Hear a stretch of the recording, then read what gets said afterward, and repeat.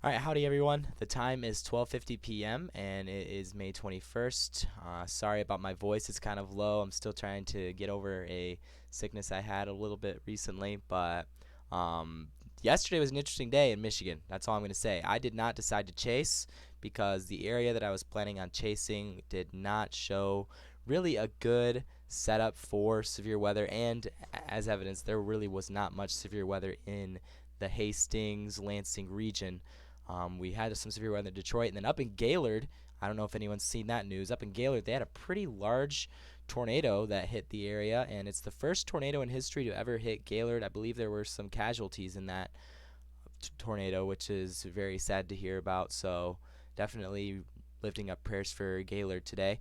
But that was one storm that broke the cap compared to several other storms that also did break the cap up north, as was projected by the Storm Prediction Center. So that was in that model, that outlook verified quite well, I guess you could say. So that was a, yeah, very unfortunate event up there. So what we're talking about today is the severe weather threat that is now moving its way down into southern Indiana and central Ohio, that is making its way through today, and the changes coming afterwards, and looking ahead at the GFS model specifically as to what could happen later on. So before we get to that, make sure you're on all of our different platforms here.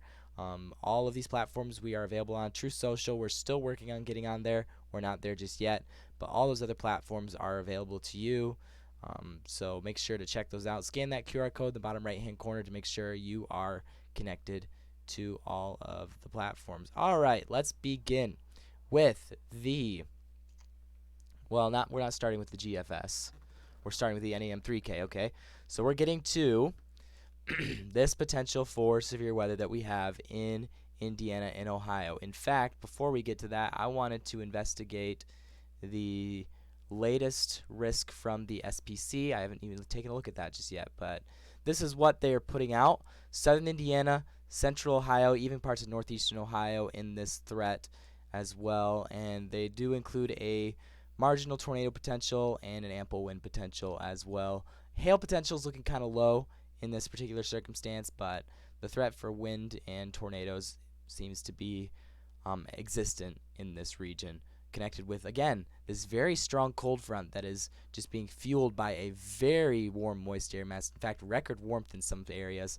Very moist air mass in the southeastern portion of the United States, and on the backside you have this very cold air mass behind that. So this combination, along with some other factors at play here, is putting together for this severe weather event that is going to be happening in the southern Great Lakes region later today. So that's really all that is projected for the next couple of days. Then it moves farther off to the east, where you don't really have much severe weather potential. So really today is the last day of severe weather for a while, and then I'll show you the longer range models telling us when we could see our next potential severe weather event. So let's dive into the NAM model real quick. So here we are, NAM3K. I'll get to the severe weather analysis in just a minute, but right now, this is what we're looking at currently. You got some rain moving through southern Michigan. We saw quite a bit of storms earlier this morning. Those are finally moving out of the area. There's going to be some lagging rain on, at least on the southern side of the state of Michigan, and then you have your front kind of sitting right in this spot right here. Farther down to the south is where you're going to start seeing those stronger storms, where you got that warm, moist air being able to fuel the storms as they move in. So you got this cluster of thunderstorms going to be moving in from the Illinois area. That's already been kind of taking place. And then ahead of the front, you're going to have the development of some of these clusters of storms. If we get a sounding for southern Ohio, you got that severe sounding, Cape values of 4,000 in some spots.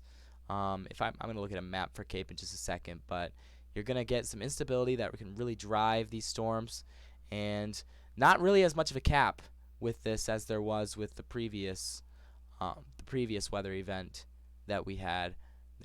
There is some cap shown here in this sounding. So again, there will be some capping that takes place, but it looks like it's going to be a little bit more broken this time. So that's going to be kind of a positive thing. Well, for severe weather development, not positive for us, because we have to deal with the severe weather. But some soundings indicating some tornado potential as well.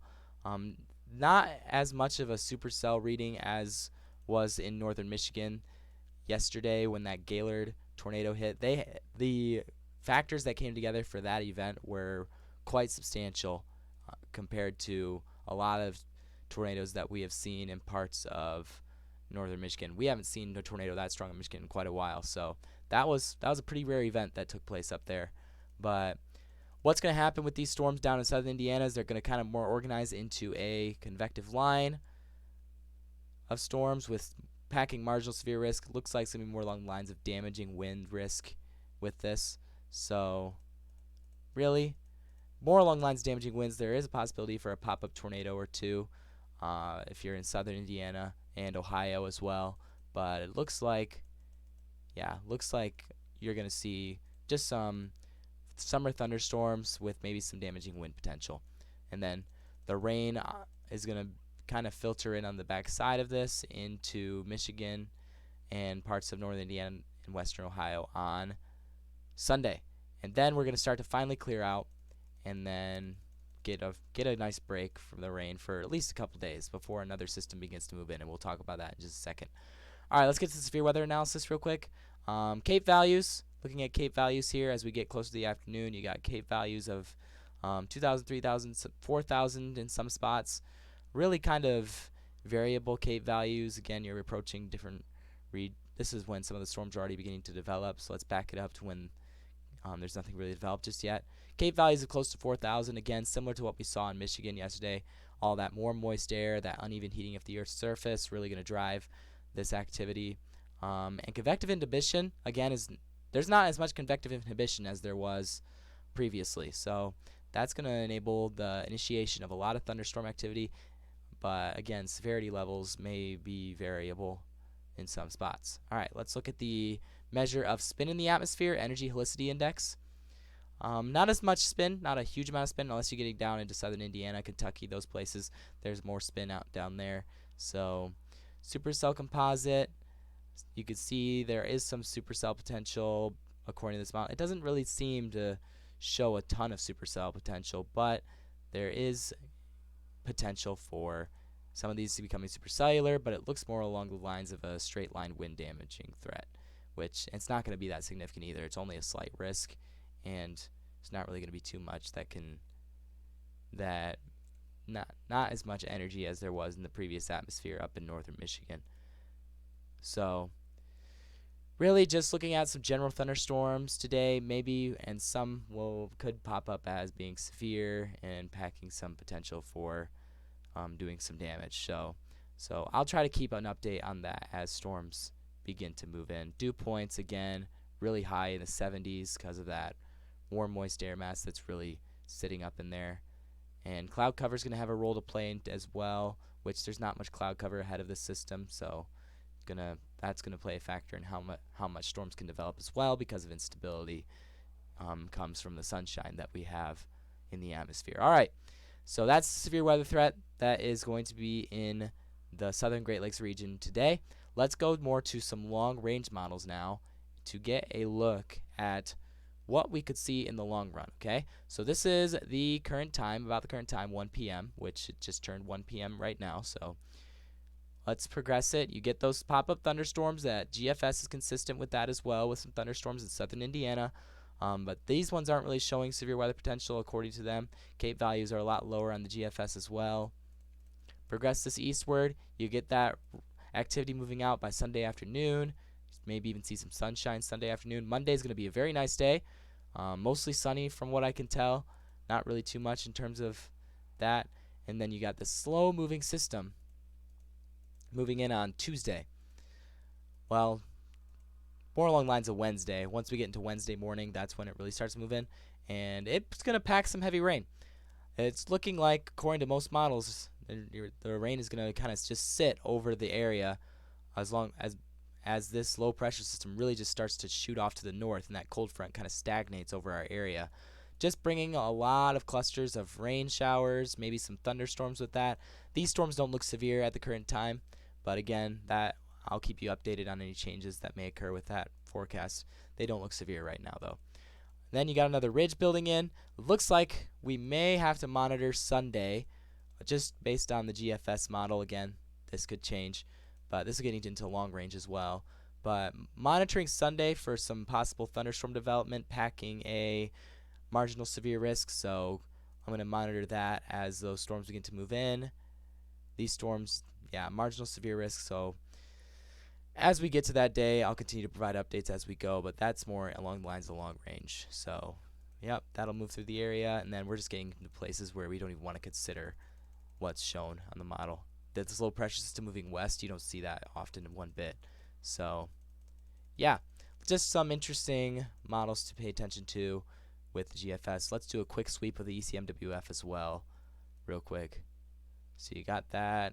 Storms moving through on Sunday, which will pass through, and then Wednesday, consistent with the model on the GFS, you got that low pressure system. This one gives it a more eastward track up into Michigan, which will provide a little bit more heavy rain in the area. And then you've got more rain in Indiana, Ohio, those places. I want to see if it shows that low pressure system for Sunday as well. It doesn't seem to really give that low pressure system the energy that the GFS gives it.